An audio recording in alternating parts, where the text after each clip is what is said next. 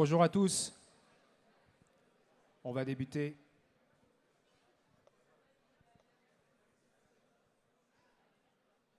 Merci d'être là.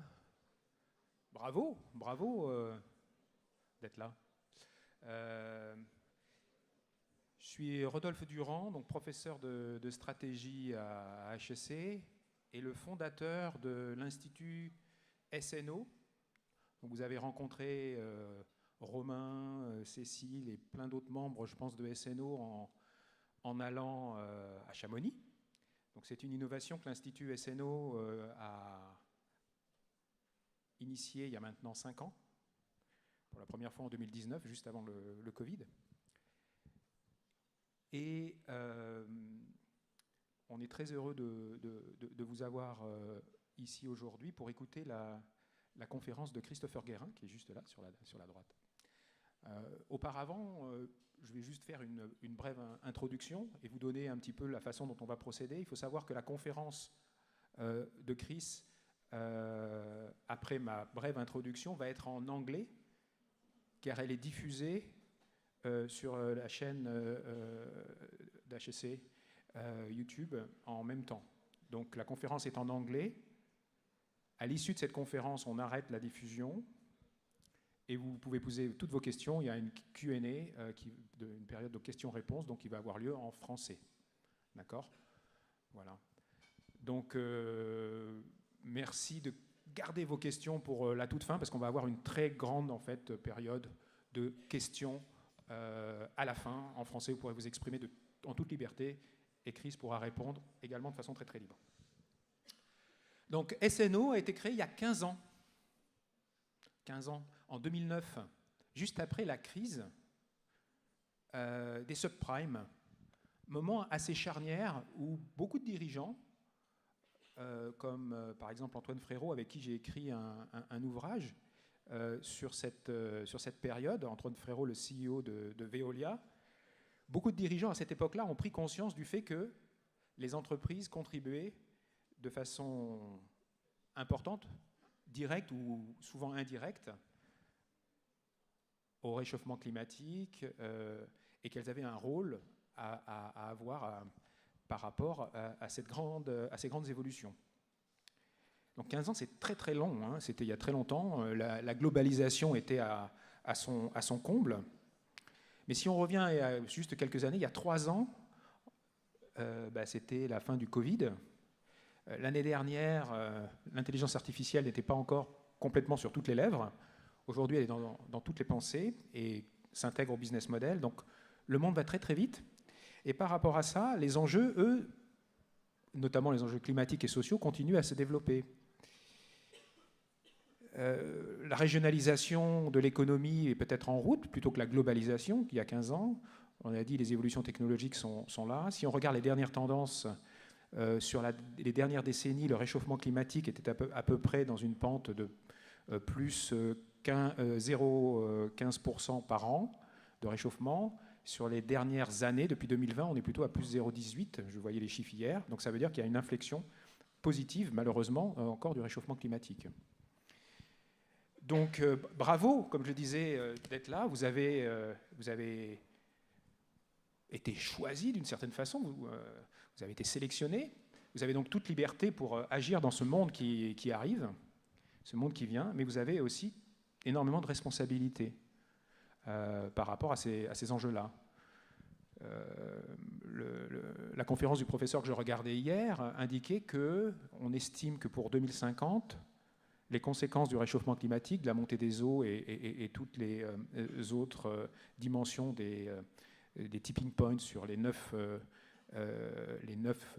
facteurs qui permettent au système global de la Terre de fonctionner, qui sont en train d'être dépassés, ces seuils sont en train d'être dépassés, pouvaient coûter jusqu'à 18% de points de PIB à horizon 2050. Ça veut dire que quand on manage une entreprise ou qu'on fait partie d'une entreprise, si on estime que la croissance va être négative pendant plusieurs années consécutives, les conséquences en termes de management, d'outils, de décision sont très très différentes. Donc vous entrez dans une période qui est nouvelle. le capitalisme des années 90 à 2020 est bouleversé, et c'est aussi source d'opportunités. Je pense que c'est ce que vous communique HEC par rapport à cela. Donc au-delà du constat alarmiste, et que peut-être en fait préoccupe certains d'entre vous, plus que d'autres, ce qu'il faut voir, c'est qu'il y a des opportunités, et on n'est pas ici aujourd'hui pour porter un regard sur les constats, mais plutôt pour regarder des solutions. C'est pour ça qu'on a invité Christopher Guerin, le directeur général d'une entreprise qui est complètement connectée avec la révolution énergétique des années qui viennent, l'électrification, les besoins évidemment en énergie que nos outils connectés imposent. Nexans.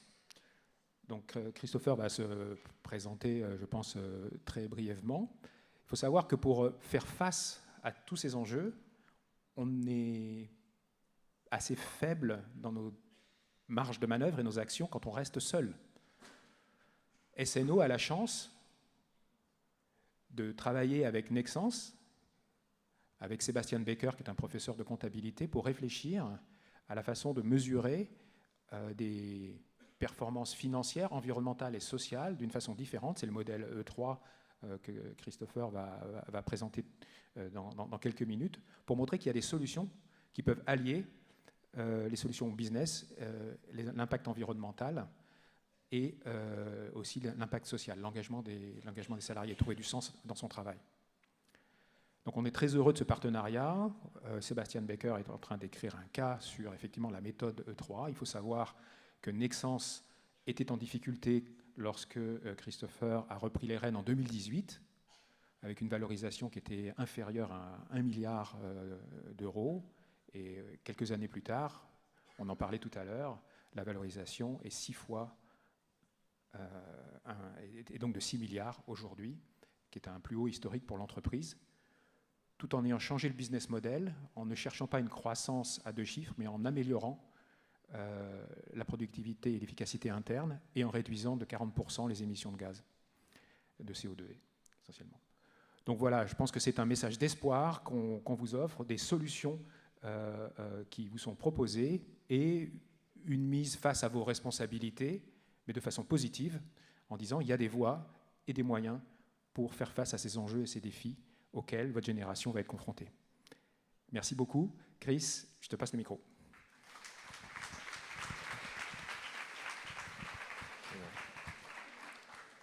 Good morning. Good morning. Morning. We are live on TV, so we need to show that we are very energized together this morning. Thank you, Rodolphe, for this introduction. So I'm Chris Guerin, I'm the CEO of Nexans since 2018. So what is Nexans? Nexans is one of the leaders for the cables.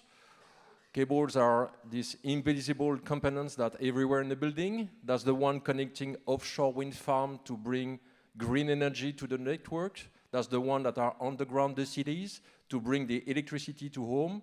And this is all the cables that are in the building to have the light on. It's a €8 billion company. It's 29,000 people. We are in 45 countries.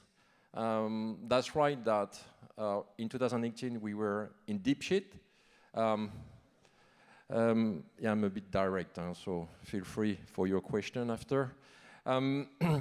If we take the share price as a kind of barometer of the health of the company, we shift from €50 to €20.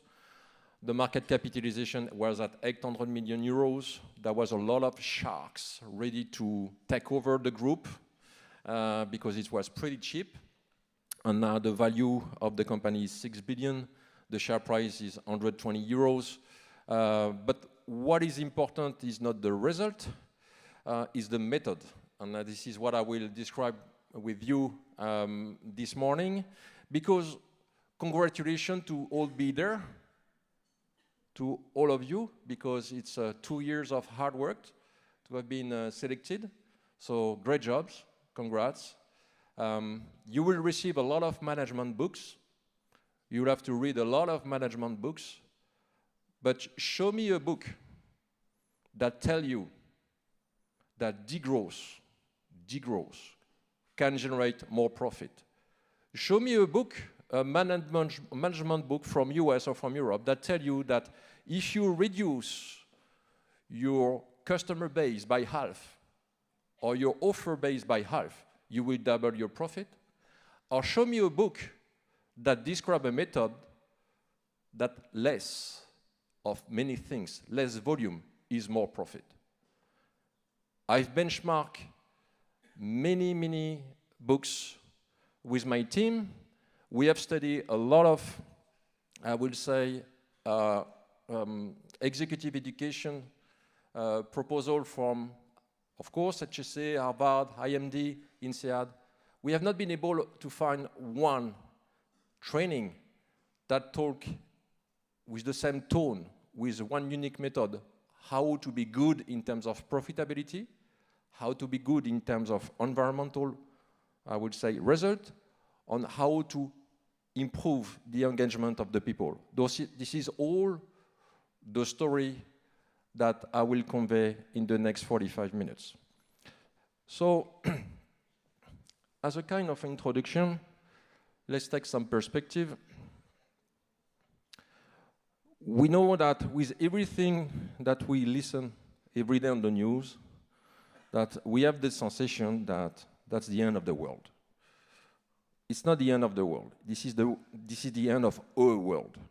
We need to hack the system. We need to rethink the system. We cannot work the way we work in the last 40 years. Why?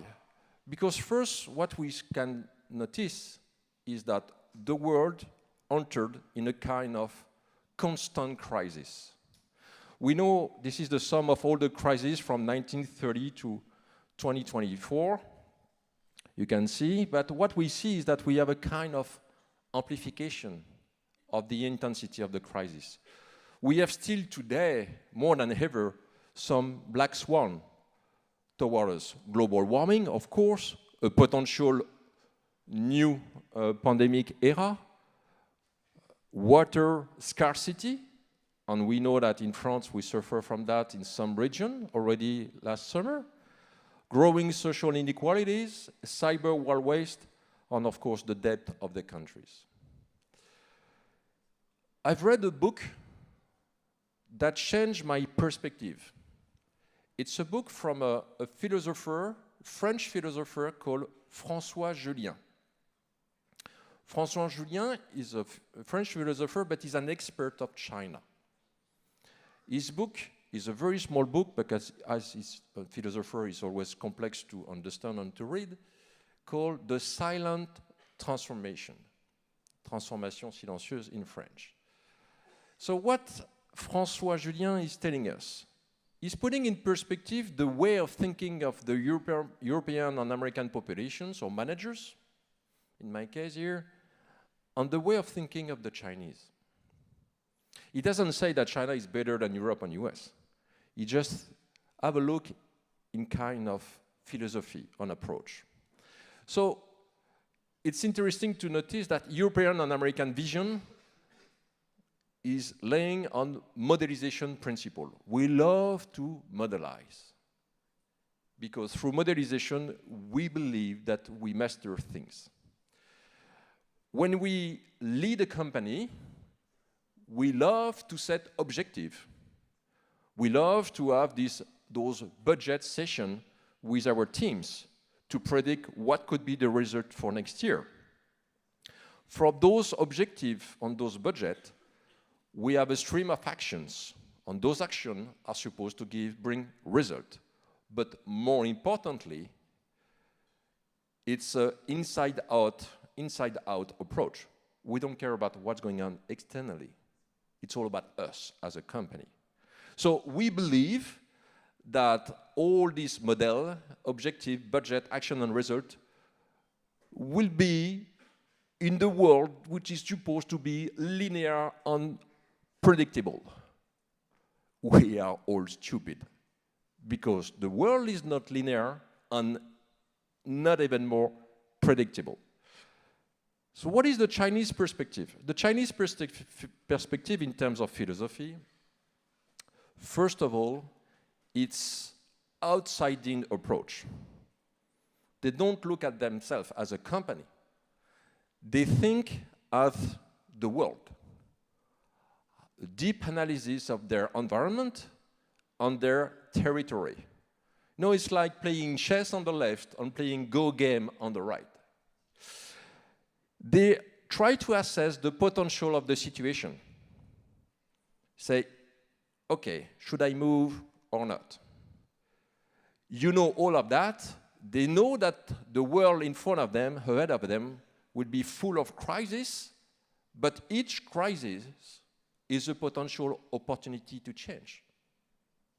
So it's a positive information, whereas for the American and the European perspective, it's a negative information. And they will move when they are sure to win, which is potentially, if I take a geopolitical example, when China will decide to invade Taiwan, is because they are sure to win. They will not do it before.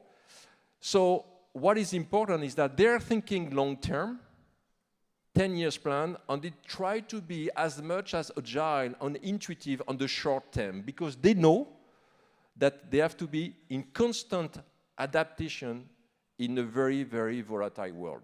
So don't get everything by granted, but I don't say that Chinese are the best. I just say that the Chinese philosophy described by François Julien in this book is certainly the most adapted philosophy in today's world. Why that? Because, of course, we're seeing that we are a kind of burnout, climate burnout, social burnout, but as well, I need to tell you, because they don't want to tell you that, management burnout. It's more and more complex for our manager in today's world to lead a company, Why that? First, because every day they receive paradoxal injunctions. One day we talk about profit. Next day we talk about environment. Sometimes we talk about competitiveness, productivity. Oh yes, but we have to take care about the engagement on social inequalities. Sometimes we say, we have no problem to grow. We are in infinite resources world. Or sometimes we say, oh, we may lack some raw material to reach our target. So that's the first dilemma. Each manager every day has to face paradoxal injunctions.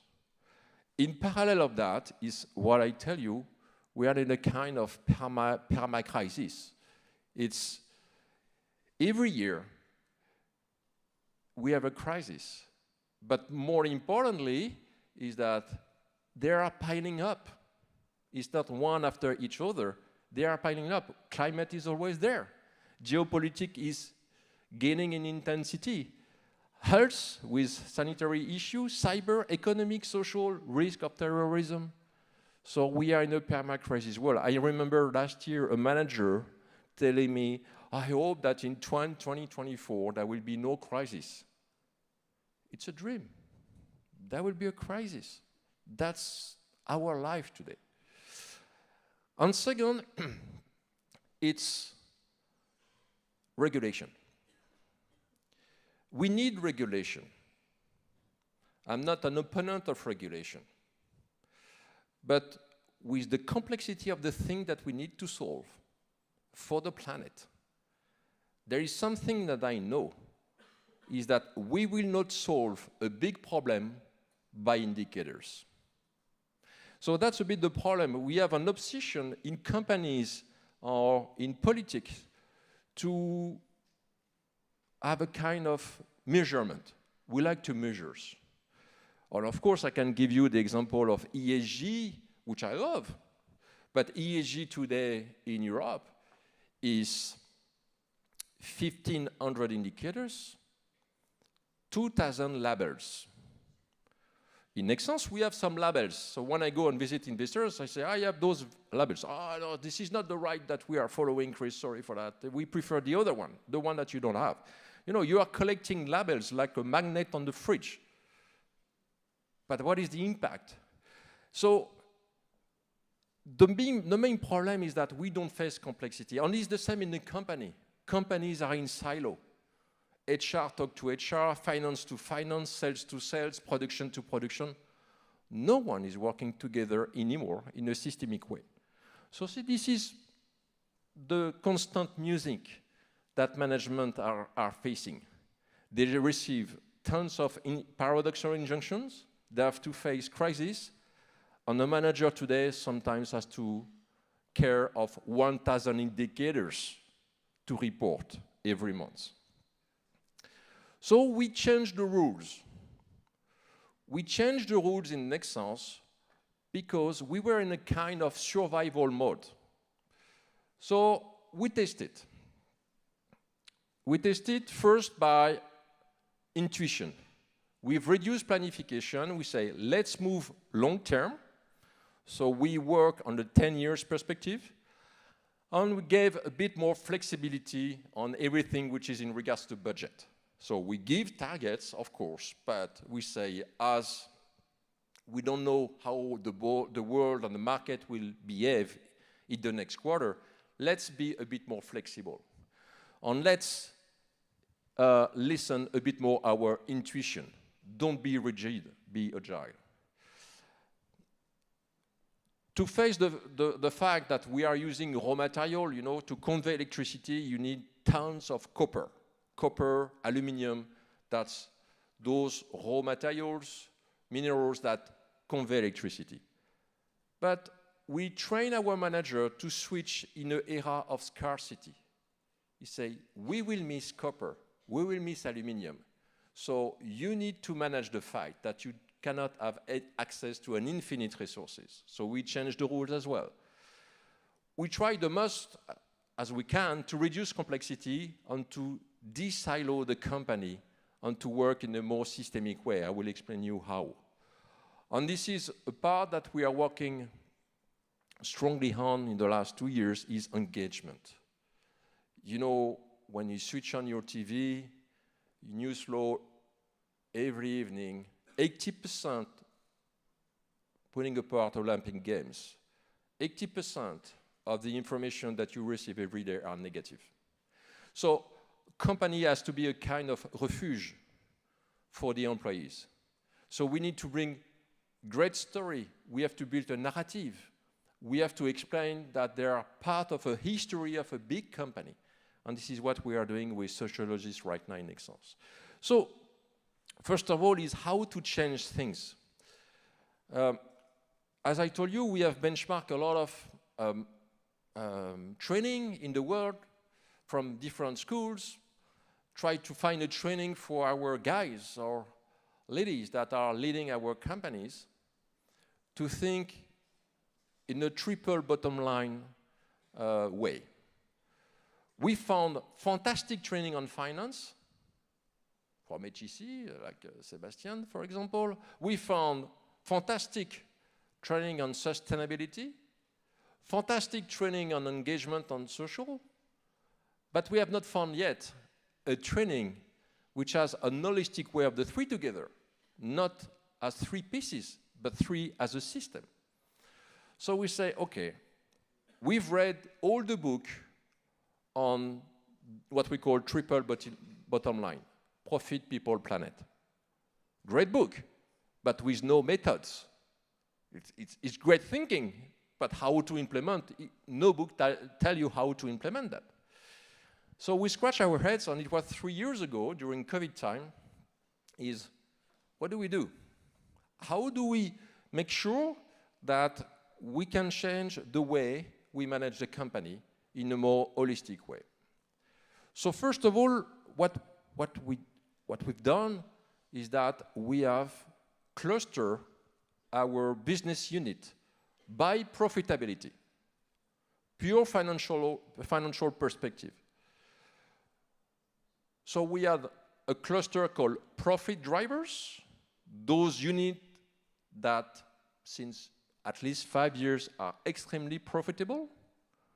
After you have 2 or 3 categories, and you have the last one, bottom one, called value burners, the one that are burning cash, losing money like hell. So we studied the two clusters together. So we took the first one, profit driver. So we know that they are very good on the blue part, the financial part. Let's study their result on the environmental part. Surprise, surprise. Excellent. We discover that 100% of their waste is recycled. We'll discover that they have been able to innovate through eco-design approach with new products. And we have noticed as well that their CO2 emission, GHG emission, have reduced. Lucky or not? We don't know. Let's have a look on the gray part for those profit drivers. We discovered same thing. Diversity and inclusion ratio are 10 points above group average. Safety is one of the best in class in the group. Learning, budget for learning is 30% over the average of the group. And absenteeism of employees is below 3%. Lucky or not? That's the question. Let's study the value burners. The ones that are in the big red for years, losing money like hell.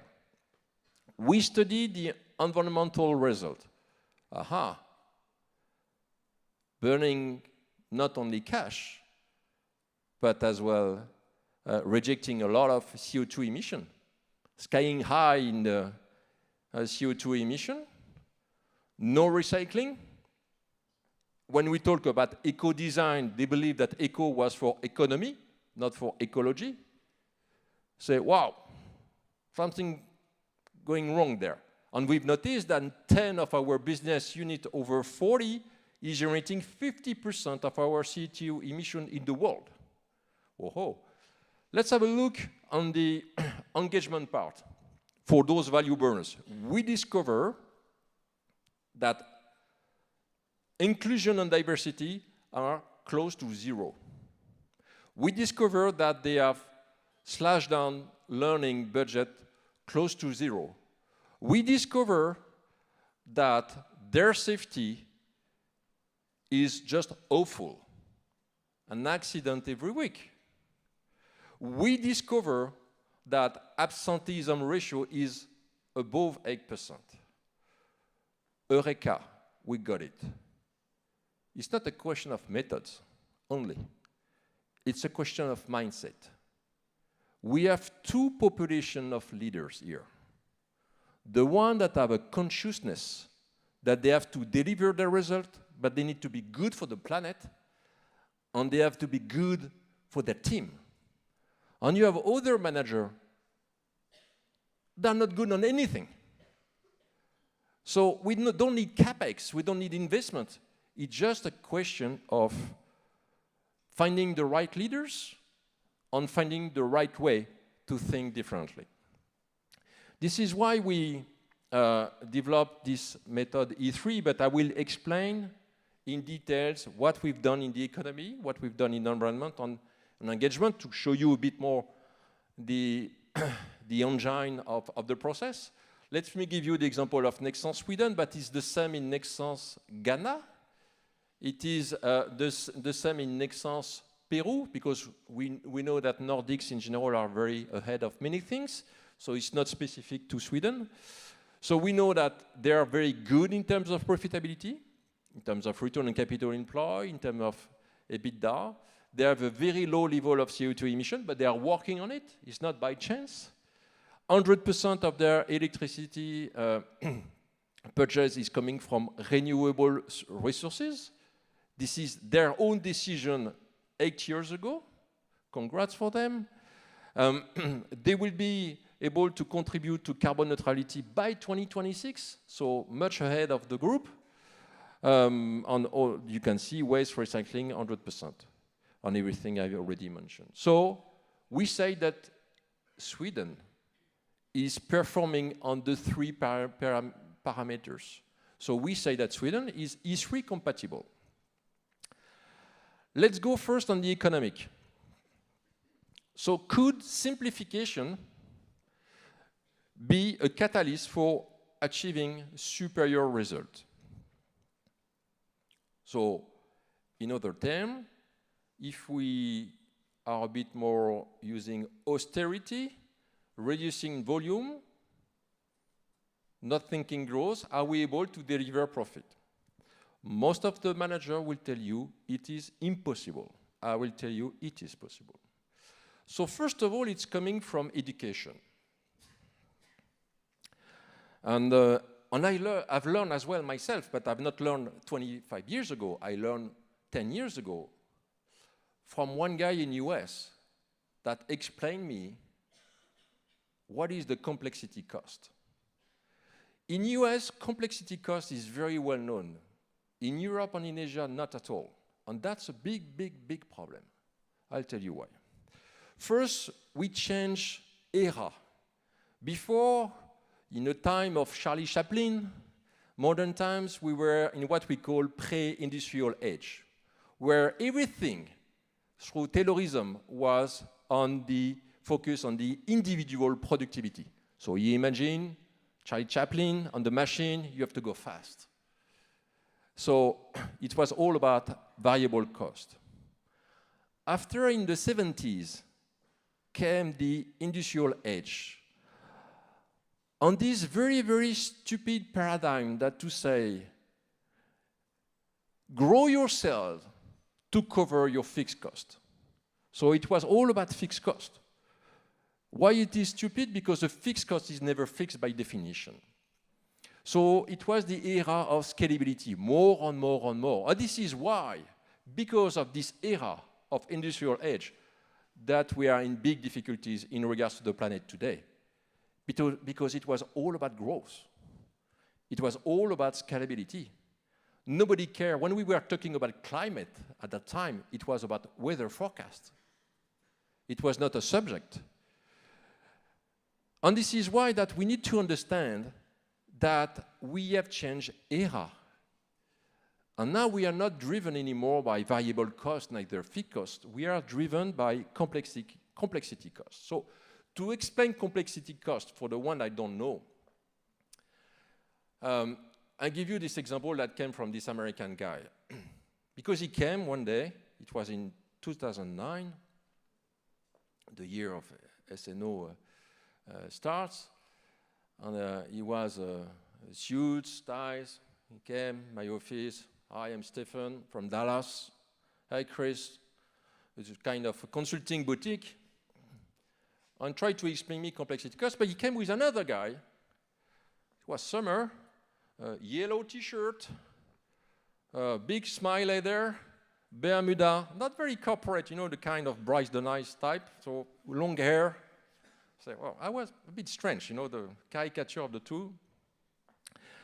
And he told me, he said, you need to reduce complexity. I said, wow, well, okay, you need to explain me that. And he started to explain me the method, and I will tell you what we've done. And he gave me the example of Apple, and I will give you this example. But then at the end of the conversation, I talked to him privately. I said, but your guy there, I'm sorry, I should not say that, but doesn't look very industrial. Of course not, Chris. He's not an industrial guy. You are full of industrial people. You are full of financial people. Full of those guys that never dig into data. Never dig in. He's a mathematician. He will show you through mathematics what is complexity. And this is at that time that I had the like. We never worked together because he asked me $2 million for 6 months missions. It was too expensive for me at that time. But we developed our own method. Let me bring you the example of Apple. Why Apple is managing, and that will be for you as a question, every year their what we call complexity index. Raise your hands if you have the answer, or try to have the answer. Why Apple is a non-complex company in terms of product?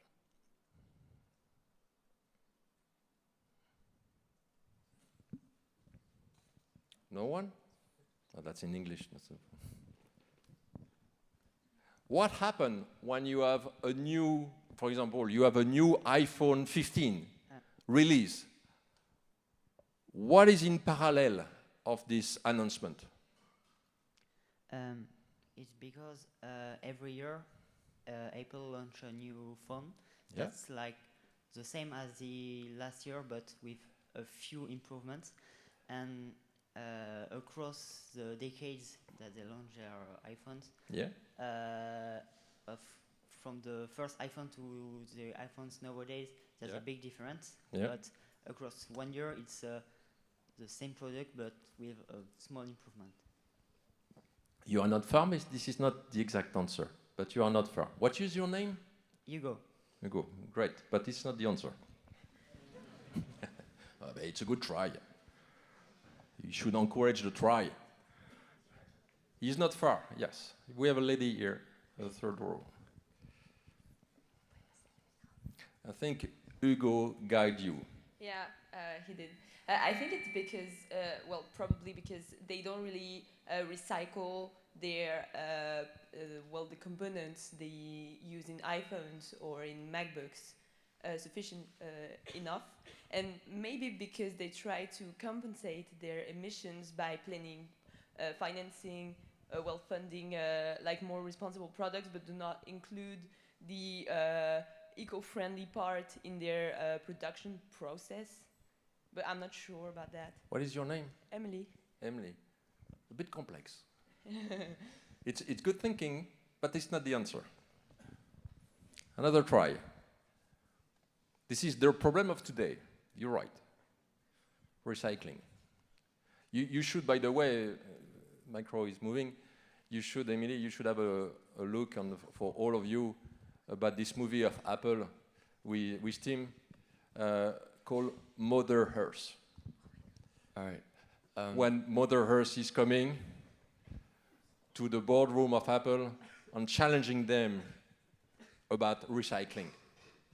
So who's have the micro? Can you stand up, please? Yeah, please. I think that it's because their business model is pretty simple. Yeah. They just sell phones, so the complex index is pretty low. And just like Hugo said, they use the same technology in every single phone, they just improve it. So because it's simple, the complex index is simple, and then they make good profits.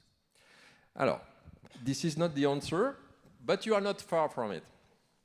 I'm talking about announcement, release. So when they publish a new release of a new product, you maybe do not notice, but you know about it. They say in the same time, we are Apple, we will launch the iPhone 15, but we stop the production of iPhone 13 on iPhone 14. This is why the complexity cost remained the same since 2007. When they launch a new product, they stop the other one, the old one. When you visit Foxconn factory, the product, the number of components, of course, have amplified over time because of the technology, but they do not pile up the production of iPhone 13, 14, 15. So this is this piling up of products or offer which is creating complexity cost. For example, in my business, in the capital goods, which is englobing Schneider Electric, Legrand, all these big firms, in the capital goods industry, the product, the number of references manufactured from 1995 to today have grown by 350%. You will tell me it is diversity. I will tell you it is complexity. Diversity is good if it's finance, if you have great margin. But if you don't have great margin, it's complexity. And this is here what we call complexity cost. I will not go further on that. I will show you what we've done. Don't show you the result first. We have a complete methodology for that. And we say, let's implement it surely but slowly in each individual unit. And in March 2020, what happened? March 2020, COVID. Crisis. Crisis means opportunities. Of course, First of all, safeguard our employee safety. What we've done. But after we say, that's the chance. We are on the stock exchange. In Nexans, we are one of the unique companies in Europe which is not giving guidance on growth, which is creating financial analysts, mad. Because we don't say, yes, we will grow by 3% next year, like every year. We don't. We say, we will improve profitability, but the way we will do it, it's our problem. So what happened during COVID? We call all our managers all over the world, and we say, guys, we are in a systemic crisis. Sanitary crisis will generate a revenue crisis. Revenue crisis, if your revenue decreases by 40% or 20%, will generate a margin crisis. If your margin is dropping, it will generate a cash crisis. And with no cash, no money. So no cash, it will generate a social crisis. So we asked our manager in March 2020, do you want to manage a social crisis? Answer is no. Okay, so let's focus on cash only. And we don't care about the rest. And this is why we have decided at that time, because we profile each of our individual customers on many criteria, more than 35, strategic, risk, financial, environmental. We say now we will remove 13,000 customers upon 17,000. We will remove 80% of our customer base, because in our profiling system, they are not good overall, and they are creating complexity. And we will remove as well 40% of our product base, because they are part of this complexity generation. So we don't care about the revenue lines. Those combination of the customers and product that we remove account for 20% of the revenue. Why we did it during crisis time, during COVID time? Because if in normal times I announce to the financial market that my revenue will decrease by 20%, be sure that my share price will decrease by 50%. But it was COVID time. Our revenue decreased by 20%. Nobody cared. It was COVID. So this is exactly what happened. So we reduce number of customers. This is what you see on the blue part, 17%. We are at 80% less now, as of today. Product, we moved from 300,000 product at that time to 200,000. So, you have no methods in any kind of management book that tell you that you have to do that. And what have we seen? Of course, revenue have decreased. But slowly, we reallocate our capacity to the good cholesterol of the company, the good customers and the good product. We have reallocated 20% of the revenue that I've lost. We've reallocated 15% to the good cholesterol. What we've seen, that you can see that the profitability moved from 300 million euro to 600. We've doubled with no growth in volume, no growth. And we will reach between 700 to 800 million euro profit this year with no volumic growth. It doesn't mean that we don't grow in value, because we have innovative product, we have better pricing, but we don't grow in volume. What happened on the return of capital employed? The company for the last 15 years was between 5 to 9%. Now we are 26%, 24, we're close to 30%. And in terms of course, market capitalization, we talk about it, but in terms of cash, which is a bit counterintuitive, with less revenue, we have generated 500 million euro more cash. So that tells you, and this is what we say to our manager, the fact that you have removed the bad cholesterol of the company in terms of customers and product, you have unleashed profit. You have improved the profitability, but they don't understand. Because for the last 30 years, we tell you that through growth, you will generate profit. Here we demonstrate with degrowth, we generated profit. So this is the first chapter of the transformation of the company. So of course, I don't want to explain some details here, is oversimplify, but we say your capacity in your factory or your time as a resources, it could be R&D time, should be devoted to only customers that are platinum and gold on product offer that are core and premium. The rest, you forget it. How have we removed the rest? We have increased the price by 50%. Thank you, dear customer, for your loyalty, but starting next Monday, the price is increased by plus 50%. Some customers accept it, strange, but anyway. Let's go to the environmental part. Because of course you understand that the fact that we have reduced volume has a very, very strong benefit on the environment. I love this tagline that is everywhere in Nexans. I will say it in French and in English. C'est une citation de Voltaire qui dit « Dans une avalanche, aucun flocon ne se sent responsable, mais nous sommes tous flocons. In each snowflake in an avalanche pleads not guilty. » So, we as leaders, we cannot solve the problem of the planet as individual leaders or individual company, but at least we should contribute to go in the right direction. So we did the same for all our business units. We say we have some business units that are in a negative structural context for the environment. I'll tell you one example, Morocco, our unit in Morocco, is in negative structural context. Why? Because the access of renewable energy in Morocco is extremely limited so far. It's improving, but it's limited. Whereas the French companies, the French unit, have access to nuclear, decarbonated energy, so they are in a favorable context. So Morocco is on bottom left, France is up left.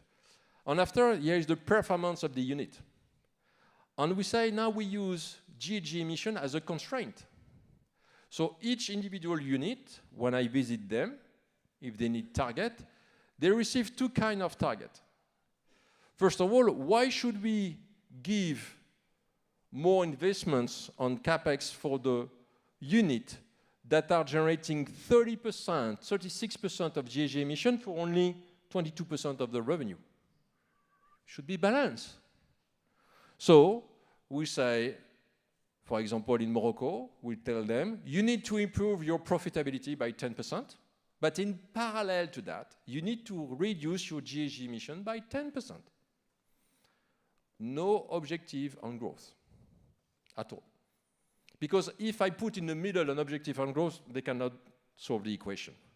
The fact that they have a double constraint on, I need to improve my profitability because my profitability it's tomorrow investments on tomorrow hiring.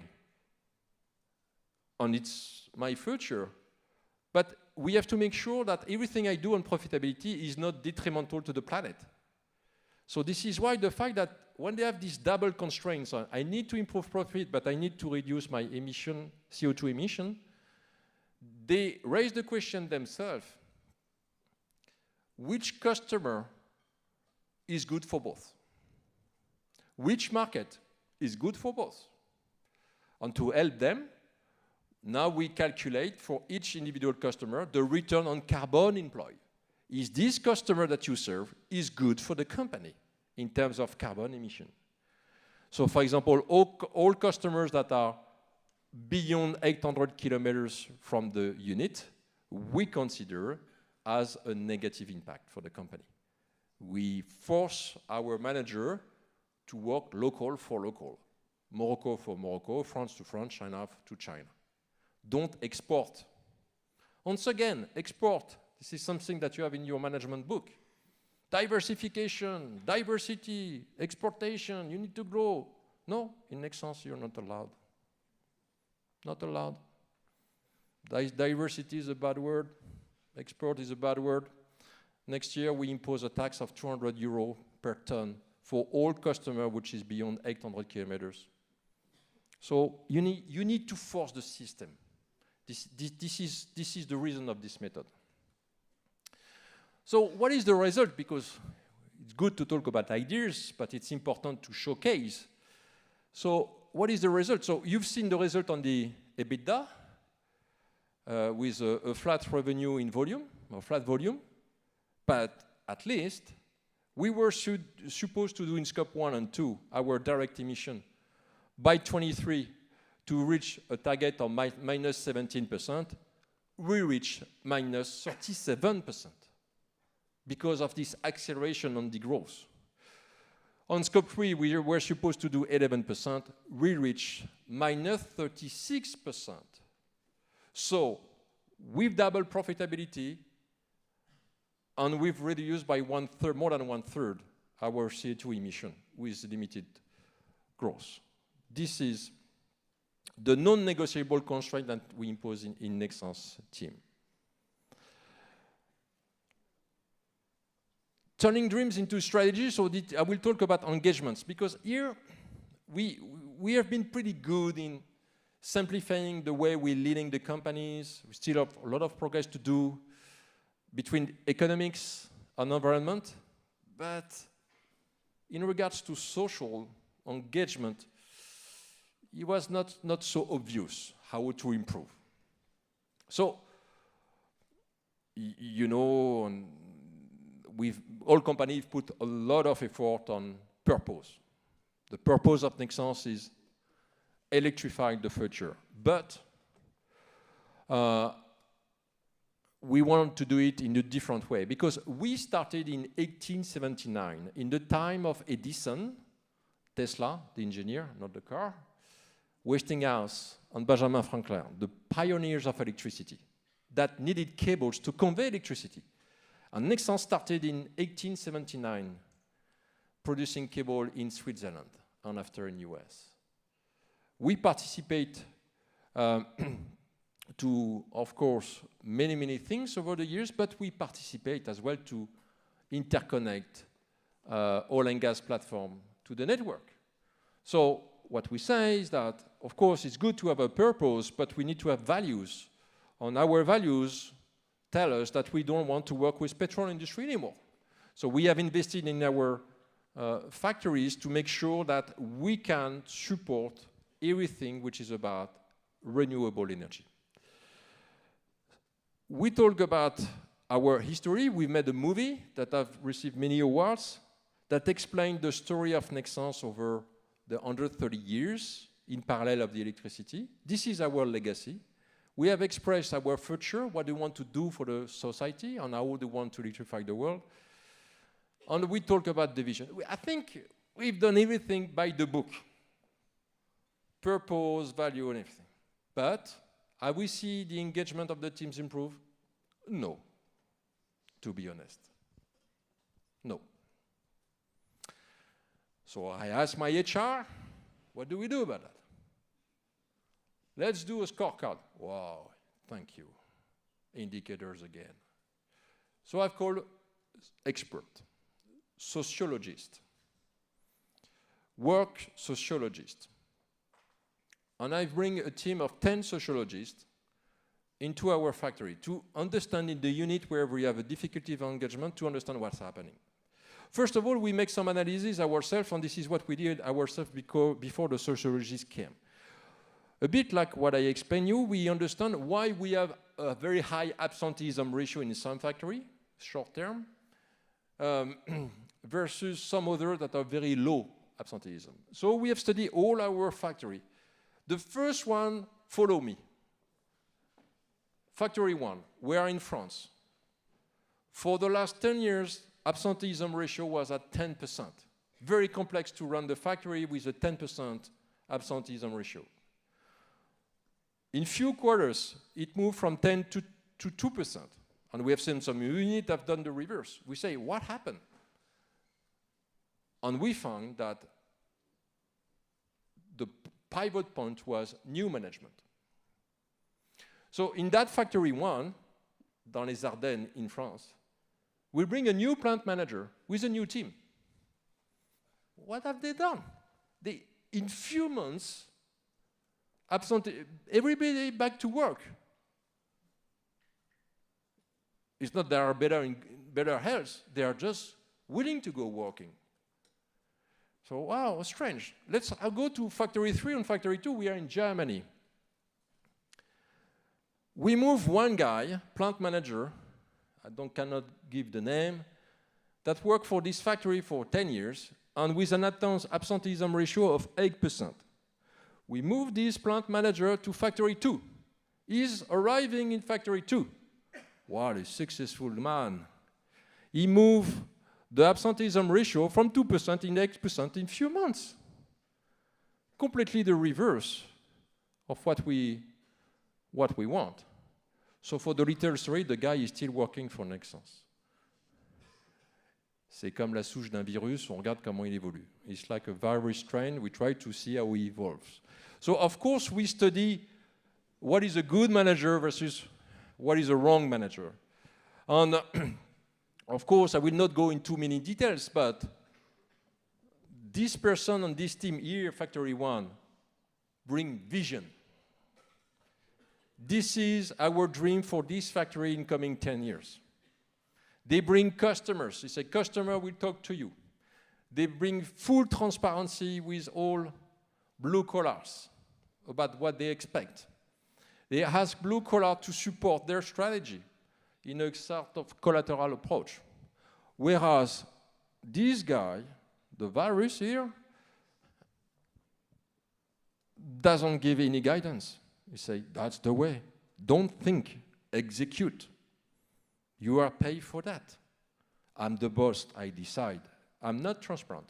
So we have codified that, and now we are improving year over year the absenteeism ratio. But it's not sufficient. So we've sent the sociologist, and we say, let's interview the blue collar in France. The first report of the sociologist, he said, Chris, you have a problem. When you talk about strategy, when you talk about vision, when you talk about mission, when you talk about values, to be honest, it is a narrative of white collar, written by white collar, addressed to white collar. But 60% of your population in Nexans is blue collar, people working on machine. So for them, strategy, just the word strategy is not understandable because they have not done HEC, they have not done engineer schools, neither business schools, so they don't understand what do you mean. For the group, they will understand if you tell them what is the strategy for the factory, but not for the group. It's uprooted because their reality is not a laptop, it's a machine. So, you know, when in the context of COVID, we say to the French population or European population, go work from home. It's a very, very bad signal for the people that has to go to the workshop every day because their work does not depend on a laptop, but on a machine. Same in hospital, same in supermarket. So we are creating a breach when we talk about home office versus those population. It's impersonal because what cares a blue collar is my territory, my town I'm living in, my factory, my team, myself, my machine.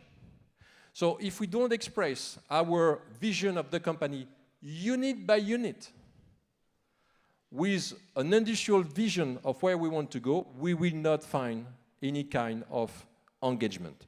Because a blue-collar habitus, it's not about strategy, it's not about indicators, it's not about financials. It's a bit about environment when you talk about scrap management, but it's machine, it's know-how transmission. So you need to work your vision of a company around this habitus.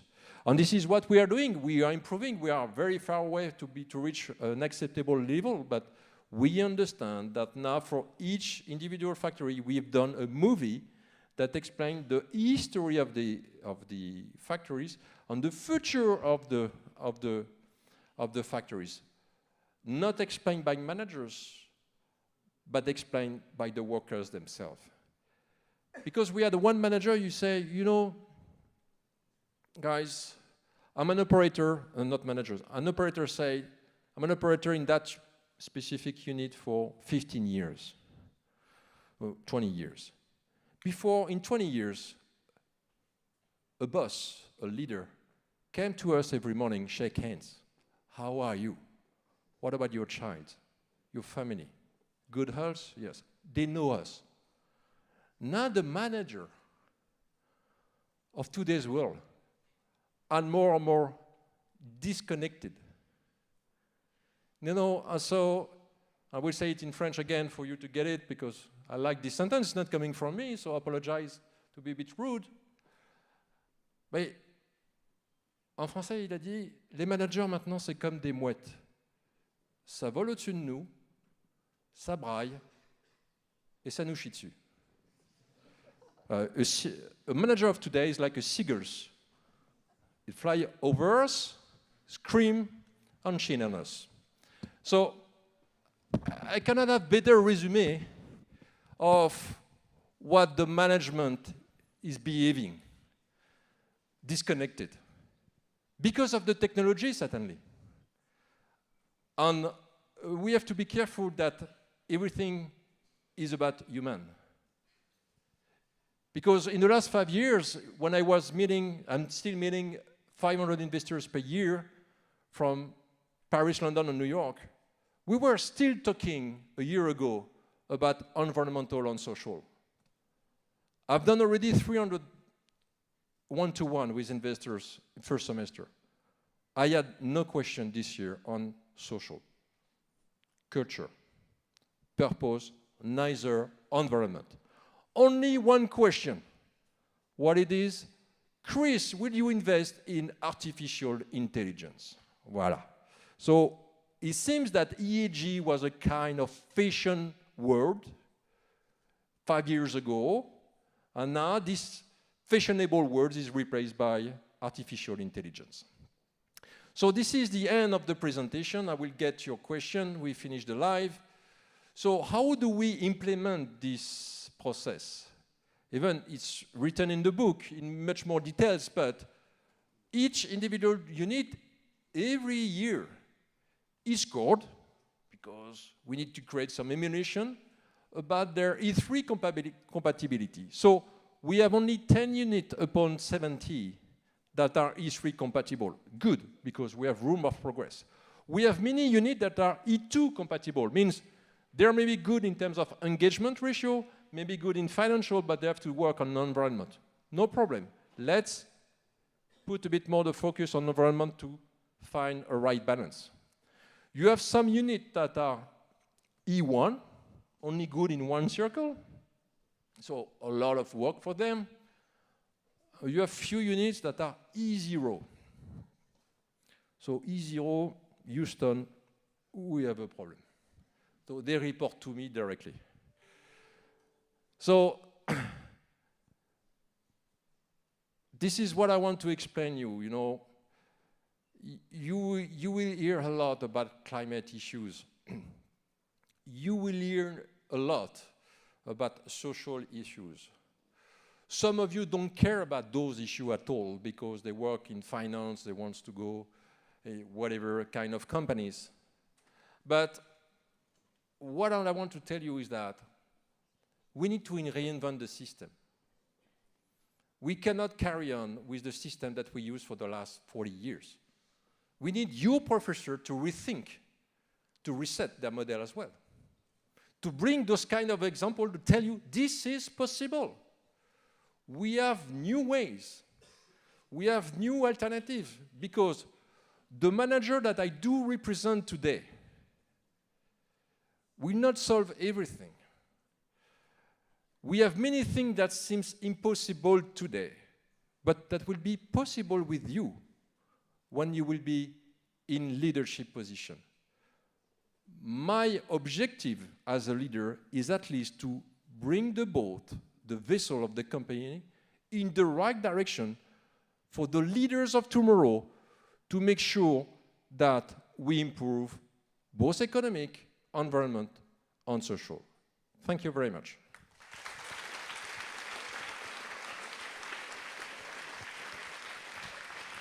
Thank you, Chris. So you here have a book. Actually, it's on tables, or you already got it. I'm not sure. So pour aller dans le bon sens, ça retrace effectivement l'histoire assez incroyable de Nexans. Vous avez vu qu'on ne vous a pas parlé de choses pessimistes, mais plutôt de modèles qui permettent de répondre à ces enjeux-là. Quand on arrive à cumuler les trois impératifs sur l'économique, vous avez vu les résultats économiques, environnementaux, moins 33% des émissions, et l'engagement des salariés et des employés. Donc c'est, je crois, absolument exemplaire. Et Chris est un innovateur, un exemple qu'on est très fiers de vous montrer et de partager avec vous.